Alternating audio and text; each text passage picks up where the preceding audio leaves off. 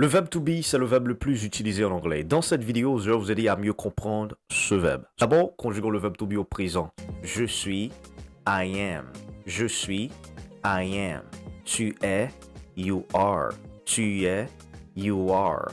Il est, he is. Il est, he is. Elle est, she is. Elle est, she is. Elle est, it is. Ça c'est pour chose ou animal. It is. Nous sommes. We are. Nous sommes. We are. Vous êtes. You are. Vous êtes. You are. Ils, elles sont. They are. Ils, elles sont. They are. Une chose que vous remarquez ici, c'est que lorsque vous dites you are, cela se traduit par tu es et vous êtes. You understand? You are. You are. Tu es. You are. Vous êtes. You are. Very good. Vous utilisez le verbe to be, c'est pour parler de l'existence. Par exemple, si je veux dire je suis ici, c'est I am here. I am here. I am here pour dire je suis ici.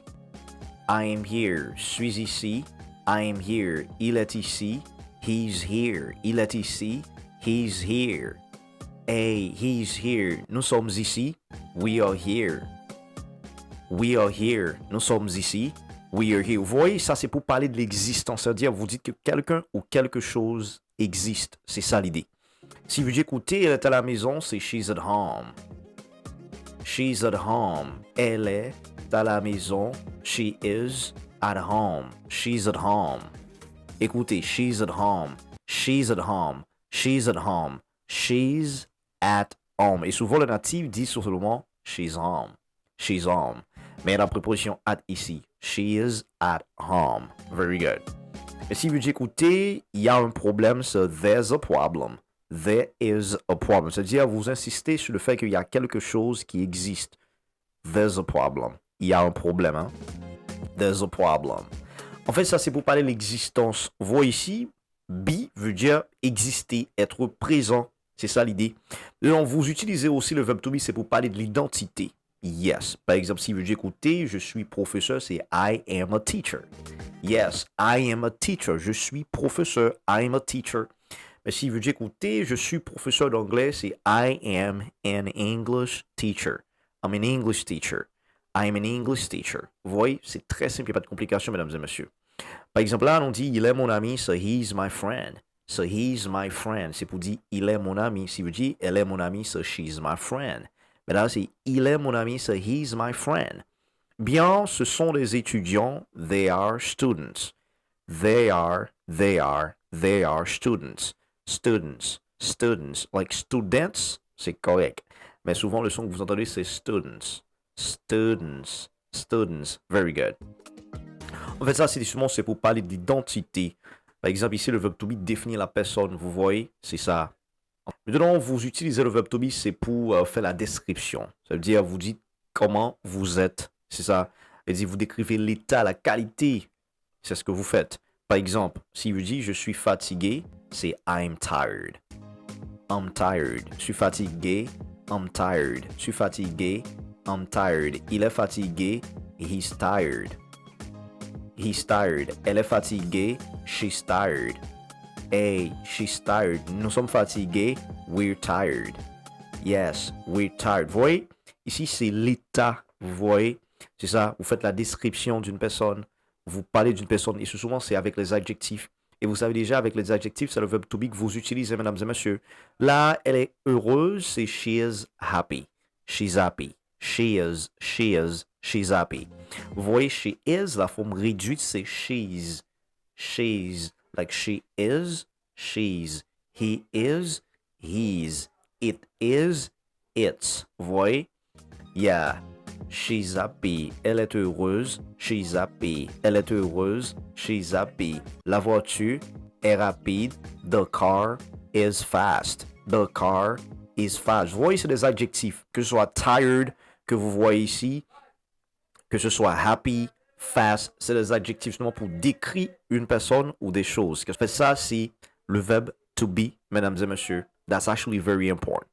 En fait, vous utilisez le verbe to be, c'est pour parler de la localisation. Si vous faites la localisation, c'est-à-dire où vous êtes, vous dites où se trouve quelqu'un ou quelque chose. En fait, ça encore, c'est le verbe to be, c'est pour parler de la position des personnes et des objets. Si vous dites, écoutez, je suis dans la chambre, c'est I am in the room. I'm in the room.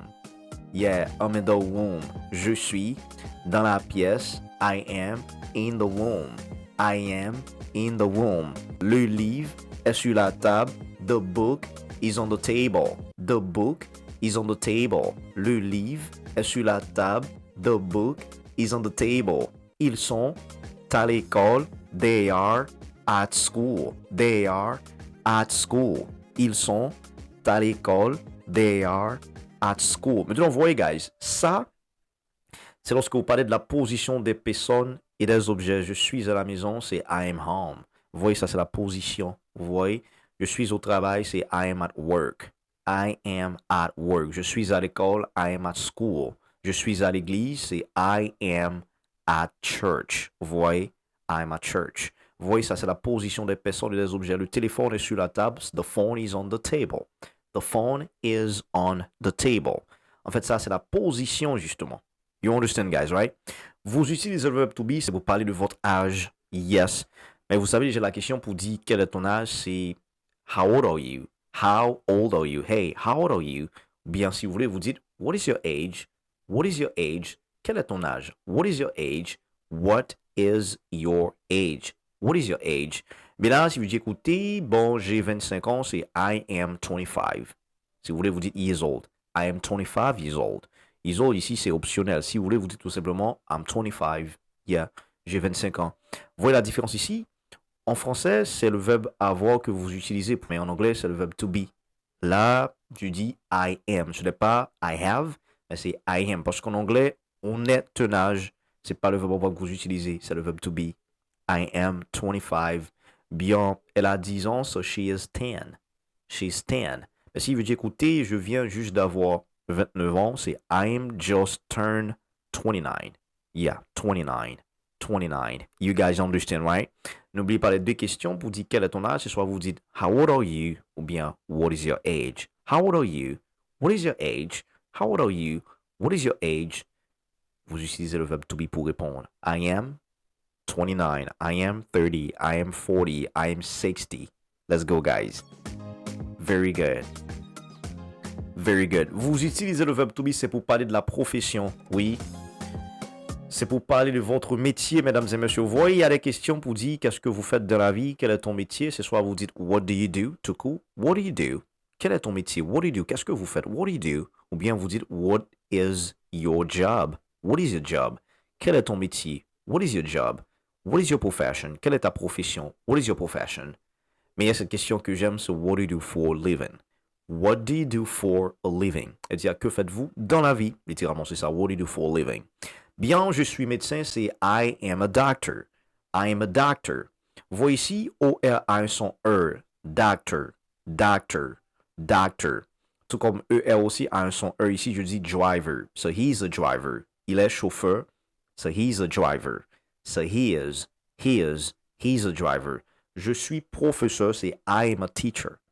I am a teacher. Elle est infirmière, she's a nurse. She's a nurse. Il est avocat, so he's a lawyer. So he's a lawyer. Vous utilisez le verbe to be, c'est pour parler de votre profession. Do you understand, guys, right? So now let's go.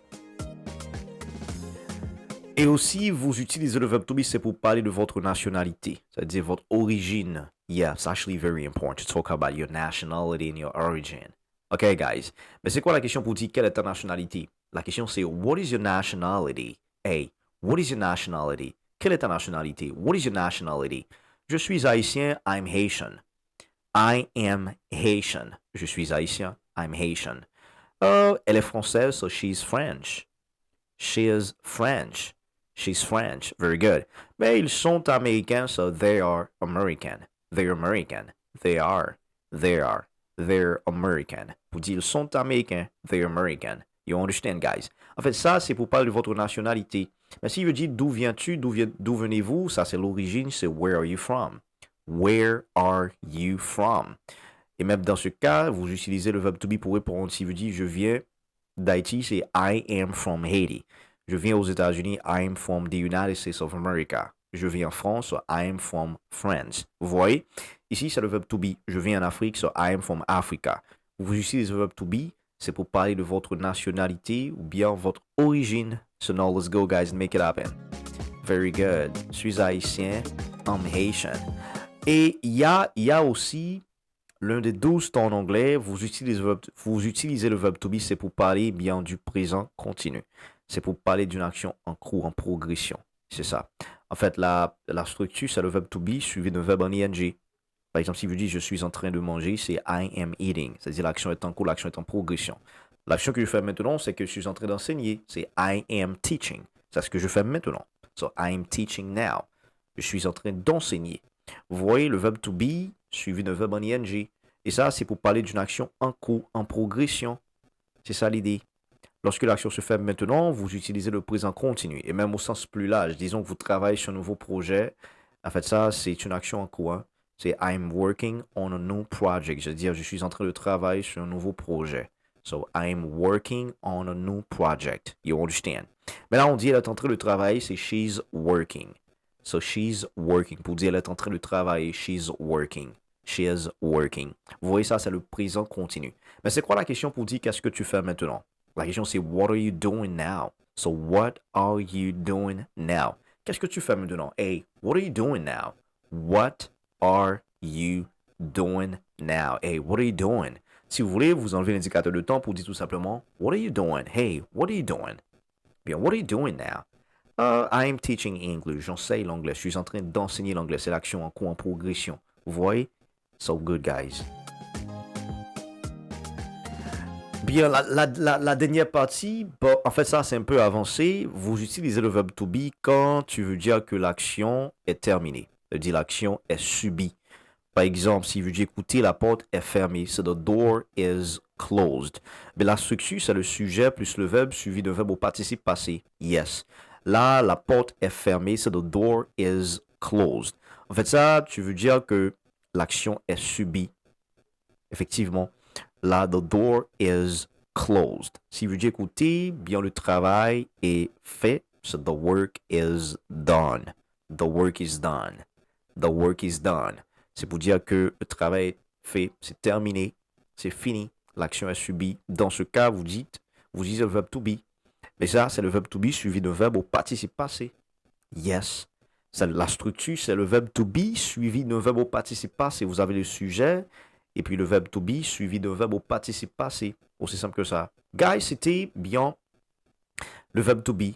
Vous voyez, c'est pas compliqué. Le verbe to be, c'est le verbe le plus utilisé en anglais, mesdames et messieurs. J'ai créé une communauté pour vous, pour parler anglais en temps réel. Parce que dans ma communauté, vous pratiquez l'anglais. Vous parlez, vous faites des erreurs, je vous corrige, vous avancez. C'est ça, parce que l'anglais ne s'apprend pas du jour au lendemain.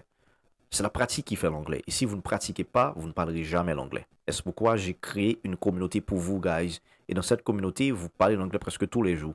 Non seulement nous avons des cours préenregistrés pour vous, mais nous avons des cours live, des sessions live en direct. Parce que vous devez apprendre à parler anglais en temps réel. C'est ça l'idée. Rejoignez la communauté sur teachercolin.com ou bien vous cliquez sur le lien dans la description de la vidéo.